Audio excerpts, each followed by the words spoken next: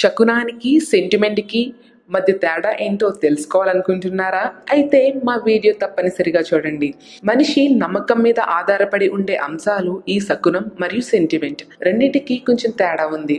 పని మీద బయటకు వెళ్ళేటప్పుడు శకునం చూసుకుని వెళ్ళమంటారు. ఫలానా విధంగా దంపతులు ఎదురొస్తే మంచిది, పిల్లి ఎదురొస్తే మంచిది కాదు, పని మీద వెళ్తున్నప్పుడు తుమ్మితే పని జరగదు, లేదా ఎక్కడికి అని అడిగితే పని జరగదు, ఇలా శకునాల గురించి చూస్తే చాలానే పెద్దలు చెబుతుంటారు. దీనిలో కొన్ని శకునాలకి స్త్రీ పురుషుల తేడాలు కూడా ఉంటాయి.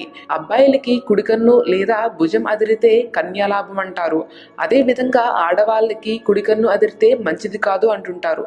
ఇక సెంటిమెంట్ అనేది మనోభావాలకి సంబంధించినది. ఇది ఒక్కో వ్యక్తికి ఒక్కో విధంగా ఉండటం చూస్తాం. ఇది లాజిక్ కి అందనిది, సైన్స్ నిరూపించలేనిది. ఉన్నతమైన స్థానాల్లో ఉన్న వారికి, ప్రత్యేకించి రాజకీయాలు, సినిమా, వ్యాపారంలో ఉన్న వారికి ఇవి చాలా ఎక్కువగా కనిపిస్తాయి. లాజిక్ కు అందనిది కాబట్టి సెంటిమెంట్ ను ఇక్కడ వివరింపదలుచుకోలేదు. శకునం అంటే శకునాలు తెచ్చే ఫలితాలను బట్టి వాటిని శుభ శకునాలు మరియు అశుభ శకునాలుగా వర్ణీకరిస్తారు. శకునాలు ఆయా దేశాల సంస్కృతికి బట్టి మారుతుంటాయి. ఒక సంస్కృతిలో శుభ శకునంగా పరిగణించిన దాన్ని మరో సంస్కృతిలో అశుభ శకునంగా పరిగణించే అవకాశం ఉంటుంది. ఉదాహరణకు అమెరికాలో నల్లపిల్లిని అశుభ సూచకంగా భావిస్తే ఇంగ్లాండ్లో శుభ సూచకంగా భావిస్తారు.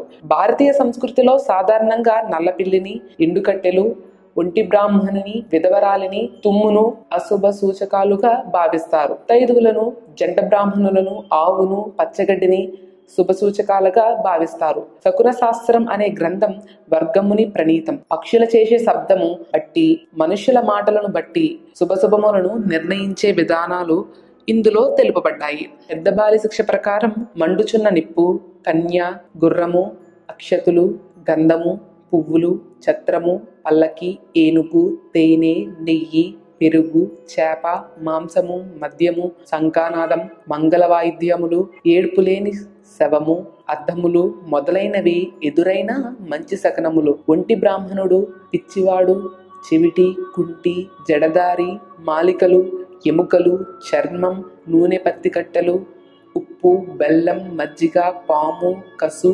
దిగంబరుడు, కౌర్వం చేయించుకున్నవాడు, తల విరబోసుకున్నవాడు మొదలైన ఎదురైన చెడు శకునములు.